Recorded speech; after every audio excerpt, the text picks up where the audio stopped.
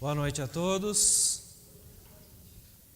Muito bom nós podemos ter a certeza de que esse nosso grande Deus está no controle de tudo, está direcionando tudo no tempo certo.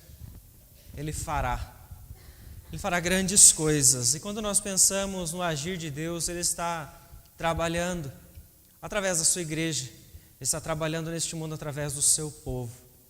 Mas nós formos pensar neste povo, nesta igreja, como é que o Senhor então o estabelece? Como é que o Senhor então firma este povo? A história nos conta que em 1948 houve uma grande divisão na África do Sul, onde através das brigas políticas foi se instalado então o conhecido como apartheid. A divisão, a segregação que aconteceu naquele país fazia com que os brancos e os negros não convivessem, não se relacionassem, que cada um deles tivesse um espaço específico, inclusive para estudar, para viver. Havia então uma divisão neste país por causa de um preconceito. Se nós formos pensar na igreja, no estabelecimento da igreja, onde ela está firmada, se esse tipo de pensamento existisse dentro da igreja, um apartheid dentro da igreja, como você reagiria? Se grupos começassem a existir dentro da igreja, se segmentos começassem a aparecer, como nós deveríamos então reagir? Que talvez não fosse a divisão por raça, mas fosse a divisão por classe social, ou as pessoas dividissem por aspecto físico, ou ainda dividissem apenas por diferentes pensamentos, grupos, filosofias, pessoas que começaram a frequentar a igreja e cada uma com sua filosofia criou os seus pequenos guetos. Você iria apoiar? Você faria parte deles? Você defenderia a sua ideia? Participaria desses pequenos guetos? Ou qual seria a sua defesa? Quais seriam os seus argumentos para você então se comunicar com essas pessoas então que fizessem esse tipo de postura? Porque em diversos períodos a igreja vive isso.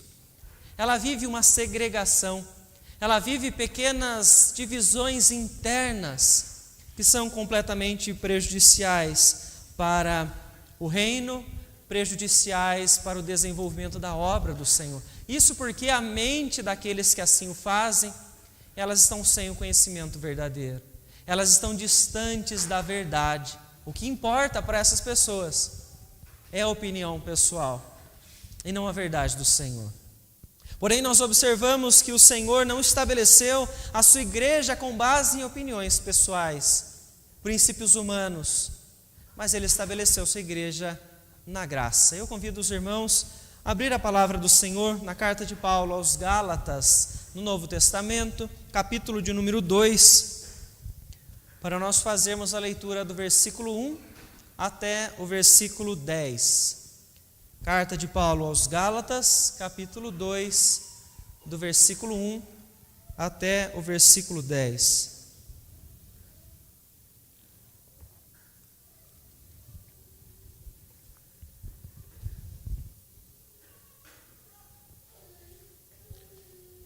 Diz o seguinte, a palavra do Senhor.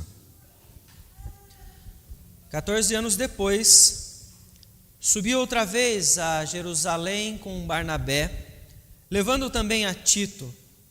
Subi em obediência a uma revelação, e lhes expus o evangelho que prego entre os gentios, mas em particular aos que pareciam de maior influência, para de algum modo não correr ou ter corrido em vão.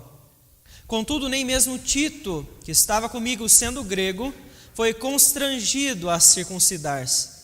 E isto por causa dos falsos irmãos, que se entremeteram com o fim de espreitar a nossa liberdade que temos em Cristo Jesus e reduzir-nos à escravidão, aos quais nem ainda por uma hora nos submetemos, para que a verdade do Evangelho permanecesse entre vós. E quanto àqueles que pareciam ser de maior influência, quais tenham sido outrora não me interessa, Deus não aceita a aparência do homem. Esses digo que me pareciam ser alguma coisa, nada me acrescentaram. Antes, pelo contrário, quando viram que o evangelho da incircuncisão me fora confiado, como a Pedro o da circuncisão, pois aquele que operou eficazmente em Pedro para o apostolado da circuncisão, também operou eficazmente em mim para os gentios. E quando conheceram a graça que me foi dada, Tiago, Cefas e João, que eram reputados colunas, me estenderam a mim e a Barnabé a destra de comunhão, a fim de que nós fôssemos para os gentios e eles para a circuncisão, recomendando-nos somente que nos lembrássemos dos pobres e o que também me esforcei por fazer. Feche seus olhos mais uma vez para nós orarmos ao Senhor. Querido Deus, em nome de Jesus, nós neste momento clamamos ao Senhor que venha falar aos nossos corações. Que o Senhor continue, a Deus, agindo neste culto, na vida de cada um de nós, trazendo a transformação pela verdade do Senhor, ó Pai. Peço ao Senhor que traga a nós aquilo que o Senhor quer tratar, a Deus, no íntimo de cada um de nós. Que pela Tua palavra o Senhor nos confronte, que pela Tua palavra o Senhor nos faça refletir na vida que nós temos levado diante do Senhor, ó Deus. Para que em tudo que nós venhamos a fazer, o Senhor, o nosso Criador, venha a ser exaltado, ó Deus. Nós cremos, ó Pai, como nós cantamos aqui, que grandes coisas o Senhor fará, porque o Senhor grandes coisas já está fazendo na Tua igreja através da Tua palavra, Senhor. E pedimos que o Senhor, assim, pelo Teu Espírito, continue agindo esta noite, movendo o coração, abrindo os corações de cada um de nós, Senhor, para voltarmos aos nossos lares diferente de como nós entramos aqui hoje. É no nome de Jesus que nós oramos e desde já nós agradecemos ao Senhor. Amém, Senhor Deus.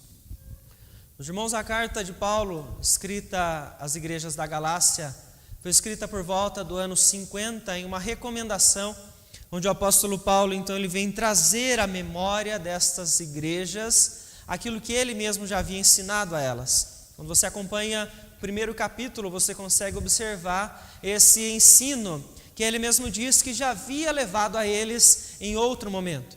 E agora, portanto, recorda a eles, porque falsos irmãos estavam no meio daquelas igrejas, levando um falso evangelho, ao qual o apóstolo Paulo diz então que deveriam ser considerados malditos, anátema, como é a expressão que você encontra no capítulo 1, no versículo de número 9. Ele então está lembrando a eles sobre esta verdade na qual a igreja está fundamentada.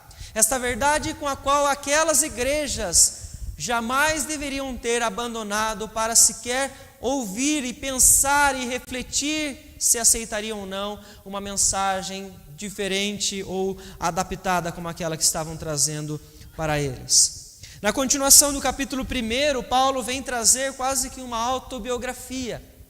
Ele vem falar, portanto, da sua história.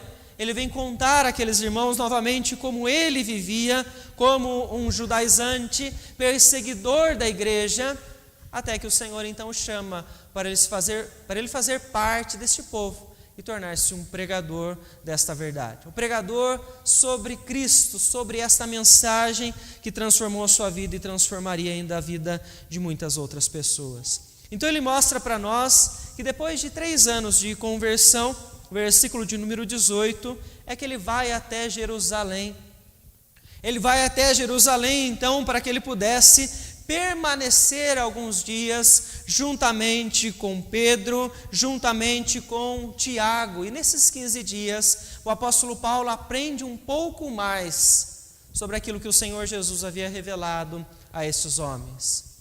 É interessante de ver ele mostrar nesse trecho que ele não vai até aquele local para algum tipo de confirmação do que ele pregava, mas ele vai apenas para ouvir se aquilo que eles estavam falando tinha algo para acrescentar na sua mensagem. Ele aprende junto daqueles homens, porque algumas pessoas entre as igrejas do primeiro século, as igrejas primitivas, que conheceram Paulo antes e observaram ele mudar essa postura drasticamente, agora defensor dos do caminho, esses começaram a se levantar contra ele, tentando denegrir a sua própria imagem.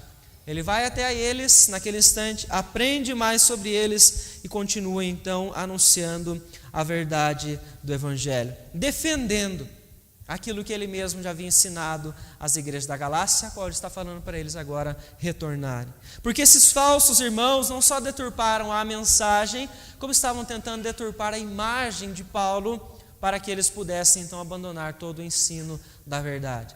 Paulo está lembrando a eles, então, que a igreja do Senhor, ela não está baseada em criações humanas, não está baseada, estabelecida, não foi em estruturas criadas por homens, mas o Senhor estabelece a sua igreja, então, na própria graça. E observe, então, que para aquelas pessoas, se o testemunho, então, já não estava sendo suficiente, porque ele passa a contar a sua história, como nós vimos aqui no capítulo 1, aí, então, versículo de número 1 do capítulo 2, 14 anos depois, ele vai, então, novamente a Jerusalém, com Barnabé e com Tito, para confrontar a liderança que ali estava, sobre a mensagem que ele mesmo estava divulgando para aquelas pessoas.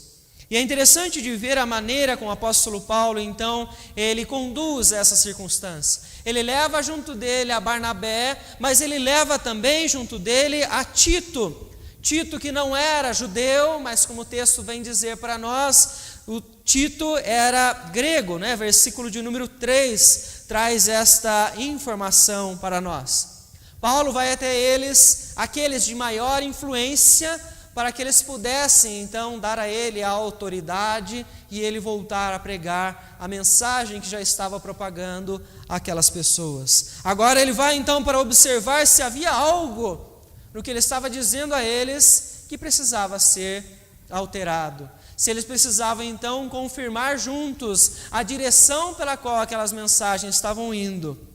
Então veja que interessante, ele mostra para nós então que Deus estabelece a sua igreja na graça e assim nos permite viver em liberdade. O que aqueles falsos irmãos estavam fazendo dentro da igreja é deturpar a verdade, trazendo outros preceitos que não eram mais necessários para a igreja de Cristo. Que preceitos são esses? O texto vem mostrar para nós, versículo de número 3, através da própria vida de Tito, que eram práticas do judaísmo, aos quais, pelo sacrifício de Cristo, a igreja já não precisa mais realizar. A própria circuncisão estava sendo exigida de alguns gentios que passavam a fazer parte das igrejas, que não tinham toda a bagagem religiosa, que não tinham a tradição judaica junto deles. Eles estavam então tentando constranger alguns que eram gentios para que eles continuassem com esses sinais exigidos por Deus apenas no Antigo Testamento. Mas nós vemos então o que aquela igreja fazia: exigia preceitos que não eram necessários, quando eles mesmos não eram capazes de cumprir aquilo que eles exigiam daquelas pessoas.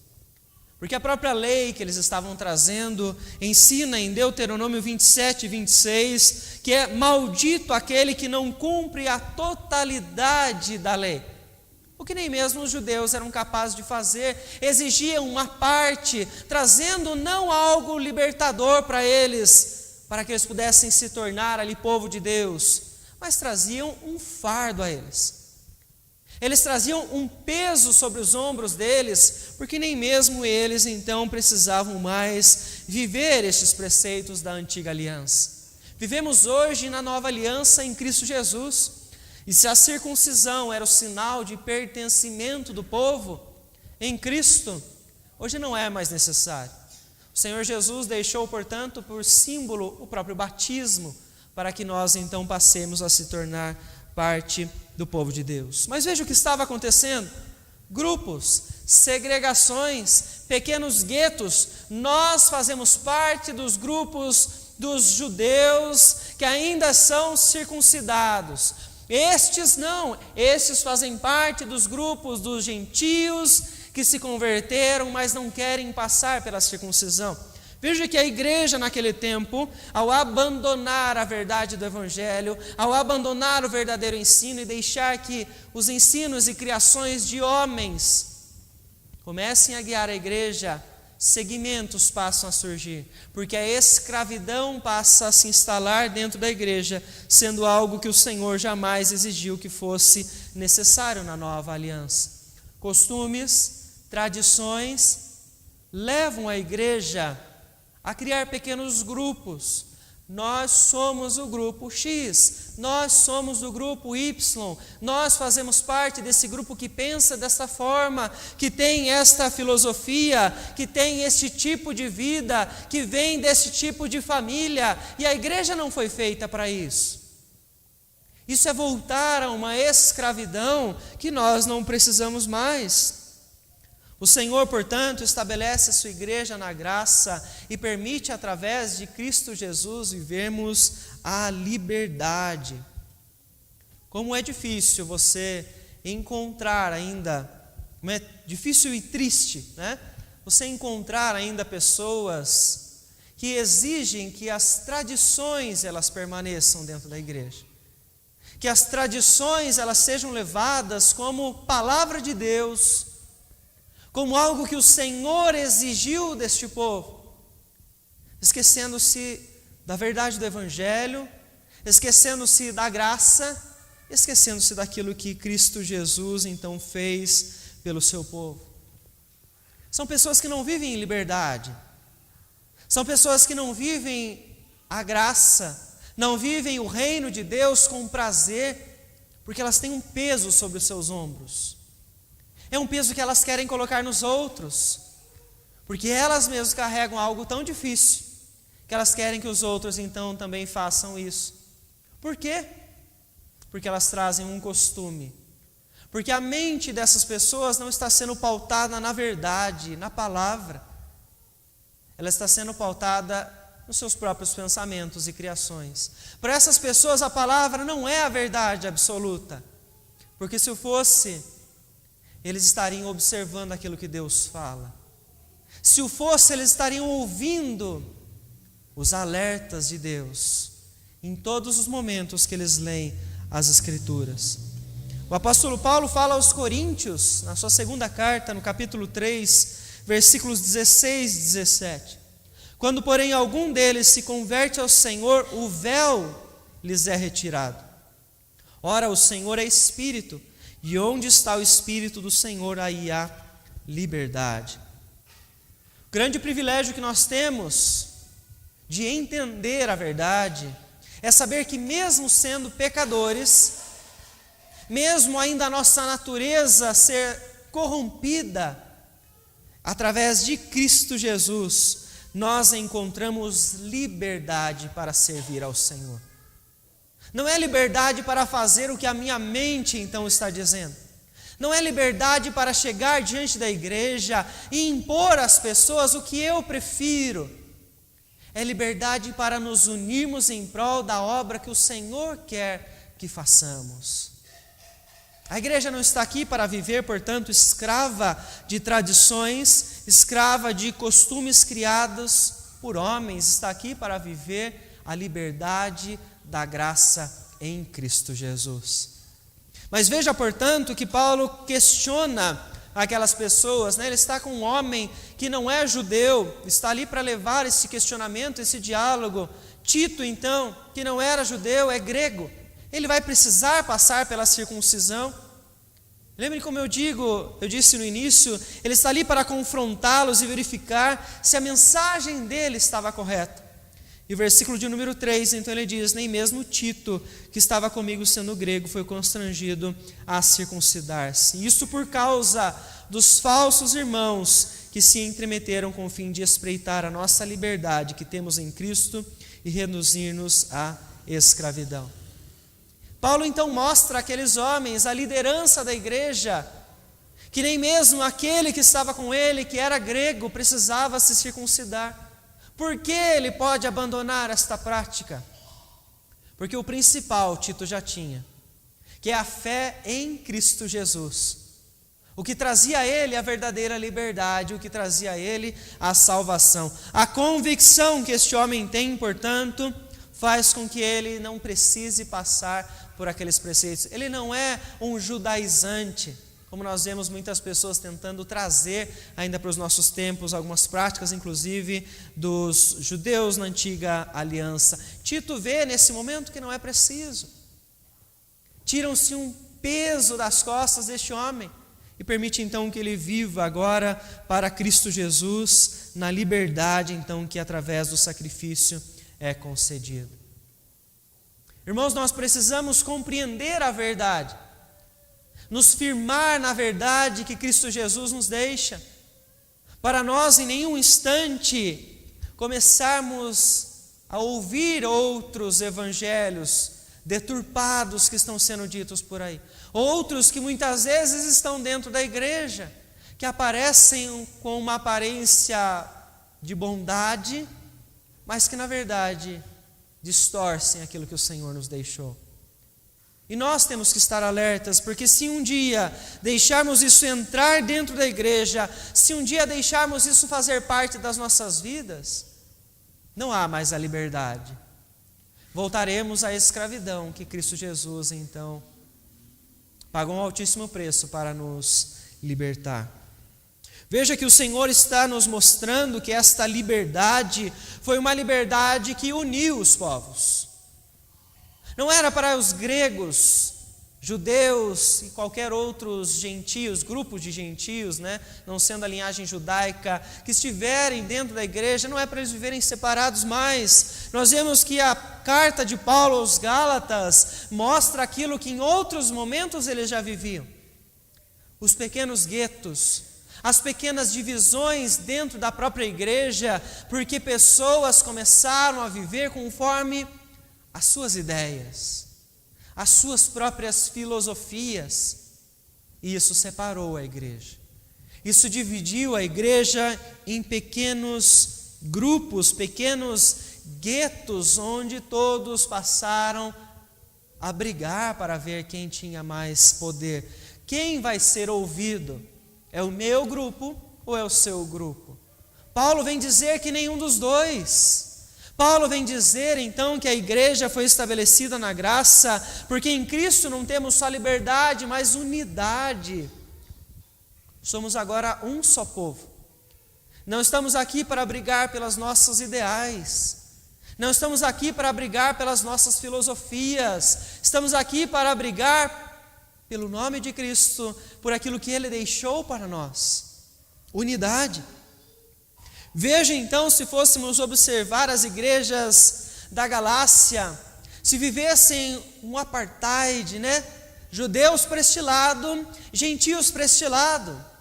Se nós fôssemos dividir a igreja nos pequenos guetos que nós às vezes gostamos de criar, onde estará a unidade? Onde estará o sacrifício que Cristo realizou para nos tornar um só povo, para nos permitir vivermos então em comunhão? Ali são grupos diferentes, são grupos de tradições diferentes. Judeus têm toda a bagagem que nós vemos o Antigo Testamento trazer. Os gentios, pegue qualquer outro povo e misture isso.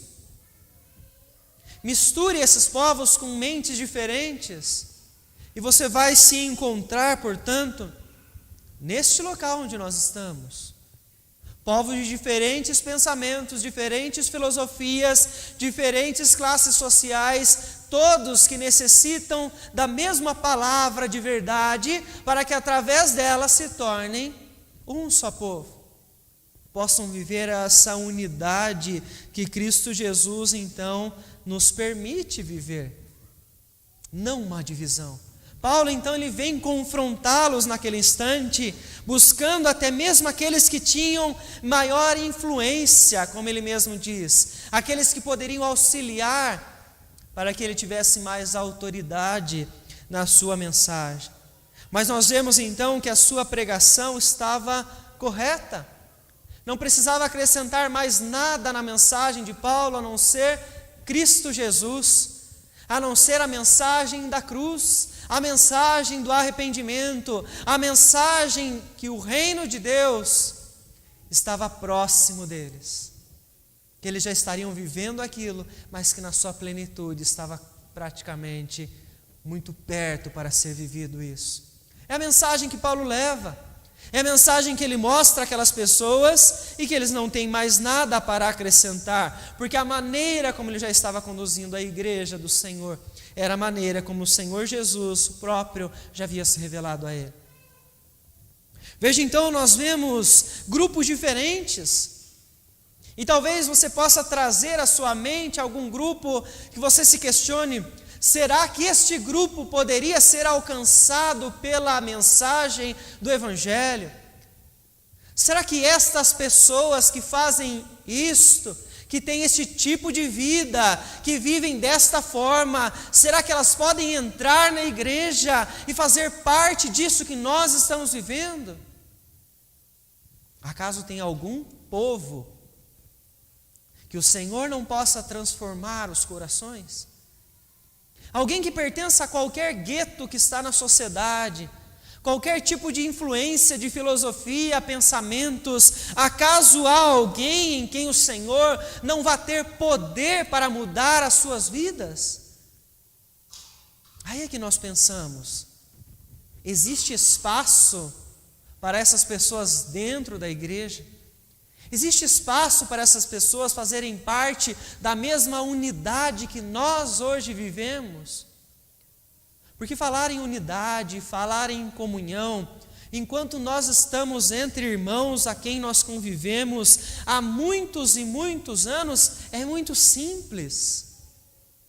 Mas ao momento que chegue um que ainda não foi totalmente transformado pelo Evangelho, que chegue um para desconstruir as ideias e mostrar à igreja que precisava conhecer mais a verdade, ao passo que chegue um que tem uma linhagem diferente e não tem uma tradição religiosa, é suficiente para nós pensarmos se nós realmente entendemos o que é viver em unidade, o que é viver em comunhão, o que é receber então essas pessoas que podem então aceitar a Cristo Jesus pela própria fé. A separação que Paulo observa nas igrejas da Galácia, em Roma, em vários outros momentos, é a separação que existe hoje. Nós criticamos a história política da África do Sul quando falamos que absurdo eles separarem os brancos e os negros, mas é o que nós fazemos no nosso coração, não somente por cor, classe social. Nós criamos os preconceitos dentro de nós, ao passo que nós montamos um modelo agradável a nós, de crente, e quando esse modelo não existe, nós ficamos frustrados. Nós ficamos com raiva daquela situação, indignados. Como é que alguém está vivendo assim? Como é que Jesus podia então se sentar à mesa e comer com os pecadores? É a mesma indignação que os discípulos tinham, é a mesma que nós temos, porque o nosso coração pecador muitas vezes não quer viver a unidade, mas quer viver as segregações. Porque o pecado ainda está presente. Porque o pecado nos leva a essas pequenas divisões dentro da igreja. E o pecado só toma espaço quando nós deixamos de ouvir a mensagem da verdade, a mensagem de Cristo, a mensagem de arrependimento, e passamos a ouvir quaisquer outras filosofias. Como é triste observar quantas pessoas, quantos que dizem ser cristãos, que ouvem a mensagem constantemente, mas que ainda propagam mensagens distorcidas. É fácil de você observar isso, não somente nas rodas de conversa, mas veja o que as redes sociais trazem para nós. a sua vida está exposta ali. Quantas pessoas que têm ouvido a mensagem do Evangelho ainda propagam uma mensagem que não traz unidade, mas que divide, porque não é a mensagem verdadeira. E nós precisamos pensar nisso que Paulo está então fazendo, indo até Jerusalém, para então questionar se a sua mensagem é a correta, porque se for a correta, ela tem que trazer liberdade, se for a correta, ela tem que trazer a unidade. Jesus Cristo não morreu pela cor, não morreu pela classe social, Ele não morreu por causa de qualquer tipo de segregação que a sociedade traz, Ele morreu para que pecadores pudessem encontrar a salvação, pudessem ser redimidos, pudessem encontrar o perdão. Não deve existir divisão em lugar nenhum quando nós tratamos de igreja. Quando ele diz aos Efésios, ele nos lembra, é através de Cristo, temos o mesmo acesso ao Pai. O mesmo Espírito está em todos nós, nos guiando e nos fortalecendo.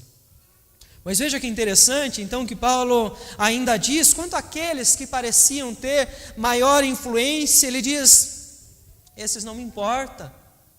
Não me importa mais, porque ele está dizendo, Deus não aceita a aparência de homens, esses digo, que me pareciam ter alguma coisa, nada me acrescentaram. E nós temos este costume de começar a trazer um pré-julgamento sobre aquilo que nós vemos ou que nós pensamos. Quem então vai ser aceito por Deus? Deus estabelece a sua igreja na graça que traz liberdade, traz unidade e que traz também uma aceitação por meio de Cristo. Não somos nós quem definimos quem vai fazer parte desta igreja, quem vai fazer parte deste povo, é Deus quem faz. Não importa a autoridade que você tenha, não importa o poder que você tenha, não importa a influência que você tenha, é Deus quem define a sua igreja. É Deus quem chama, é Deus quem converte, é Deus quem usa as pessoas. E nós observamos então Paulo com este problema nas igrejas da Galácia, da mesma forma como você encontra o profeta Samuel, quando vai à casa de Jessé, ele não vai procurando aquele que Deus está colocando diante dele, não, o primeiro pensamento que ele tem é, vou encontrar o mais forte, o mais preparado, aquele que exteriormente ou de uma maneira visível pudesse mostrar que o Senhor está então colocando para estar como rei à frente do seu povo. Mas não era assim. Aquele a quem Deus chamou era Davi, o mais novo, que pela aparência talvez não fosse o escolhido, né, na mente de Samuel naquele instante, da mesma forma como nós. Assim como o profeta Samuel naquele instante, nós somos aqueles que olhamos para a igreja e começamos a selecionar e dizer, não, esses não podem, esses podem, porque esses já estão vivendo da maneira como eu entendo que é ser crente. Mas será que é isso que Deus pensa? Será que é isso que o Senhor está exigindo na palavra para que essas pessoas vivam e se tornem realmente cristãs? Veja que o Senhor nos aceita não pelo que nós fazemos, não pelo que nós somos exteriormente. Ele só nos aceita por meio de Cristo Jesus. Por isso a igreja é estabelecida na graça. Por isso a igreja é estabelecida através daquilo que o Senhor Jesus, então, Ele fez. Nós precisamos mudar o nosso olhar, irmãos. O olhar de igreja deve ser um olhar de graça. E olhar para as pessoas que não fazem parte do nosso gueto religioso, gospel, né, se você quiser usar essa expressão, e você entender que as outras pessoas também podem fazer parte. Se nós não mudarmos esta visão, se nós não mudarmos o nosso ponto de vista, o gueto vai continuar fechado. O grupo vai continuar o mesmo, porque nós não vamos dar espaço para que outros cheguem, para que outros possam ouvir a mensagem e eles possam então entender que por meio de Cristo eles encontram salvação, liberdade, unidade, e eles passam a ser aceitos por aquilo que o Senhor Jesus então fez, e não pelo que eles tentaram ao longo de toda a vida, se esforçando para serem bons, que eles tentaram fazer em todo o tempo, e descobriram então que isso de nada adiantava. Irmãos, a igreja do Senhor não foi feita para nós vivermos em pequenos guetos, fomos feitos para viver a unidade em Cristo Jesus. Que Deus te conceda sempre sabedoria, para que qualquer tipo de pré-julgamento que vier ao seu coração, você resista a eles, para que você possa pregar o Evangelho, para que você possa receber visitantes na igreja com todo amor, com toda atenção, para que você possa caminhar com outras pessoas, discipulando aqueles que têm uma vida totalmente diferente do que você entende que deveria ter alguém que quer servir a Deus. Se o Senhor nos chama para fazermos discípulos, nós temos que estar prontos para receber aqueles que ainda não foram moldados, aqueles que ainda não entenderam a verdade, para receber aqueles que ainda não se converteram a Cristo Jesus. Para isso é preciso um olhar de graça. Irmãos, as visões diversas que nós temos, pensamentos particulares, filosofias, todas elas deturpam a mensagem do Evangelho. E nós precisamos retirar ela das nossas mentes, porque senão nós nunca vamos conseguir viver para Cristo Jesus, conforme aquilo que Ele nos ensina. Porque a aceitação, como nós falamos, do pecador, não é mediante as suas boas qualidades, aquilo que ele mostra fazer de melhor. Não, a aceitação é mediante o sangue de Cristo Jesus. Que Deus nos abençoe e não nos permita deixar que a religiosidade que por vezes está enraizada no nosso coração, que ela não venha tomar espaço ao ponto de nos segregarmos, de nos afastarmos uns dos outros, ou de deixarmos até mesmo de cumprir a missão, evangelizando os pecadores, para que eles venham e façam parte da igreja do Senhor. Feche os seus olhos, que eu gostaria de orar com você neste momento, para nós não só agradecermos a Deus pela sua palavra, mas também para nós colocarmos o nosso coração diante do Senhor. Em contrição, se em algum instante nós éramos aqueles que segregavam, aqueles que criavam os pequenos guetos, aqueles que lutavam pela sua própria religiosidade. Querido Deus, em nome de Jesus, nós neste instante, Senhor, perante a Tua palavra, nós clamamos pela Tua misericórdia, Senhor, para que o Senhor assim, ó Deus, nos guie pela Tua verdade somente, Senhor, e assim nos transforme pelo entendimento de que é pela graça que nós devemos viver, porque é pela graça que a Tua igreja está sendo estabelecida a cada dia mais com aqueles que o Senhor está chamando, ó Deus. Que o Senhor nos use a cada dia para que mais pessoas que ainda vivem nas trevas, elas possam fazer parte da Tua igreja, Senhor. Elas possam encontrar um espaço acolhedor, que elas possam encontrar pessoas amorosas, que as aceitam pela graça, e não por aquilo que elas fazem, pelo que elas foram, mas somente por meio de Cristo Jesus. Eu peço a Ti, ó Deus, que continue moldando os nossos corações, e nos liberte, ó Deus, de qualquer tipo de escravidão que nós mesmos estamos impondo sobre nós, e por vezes sobre os demais que estão caminhando conosco, os demais que nós conhecemos. Que o Senhor nos use, ó Deus, para nós mostrarmos a liberdade que há em Cristo Jesus, liberdade que temos para servir vivendo ao Senhor, ó Pai. É em nome de Jesus que nós oramos e agradecemos ao Senhor, ó Deus. Agradecemos por esta graça que nos permite hoje estar aqui e dizer que somos parte disso que o Senhor está fazendo nesta terra, nesta geração, através da igreja do Senhor. É em nome de Jesus que oramos e agradecemos. Amém, Senhor Deus.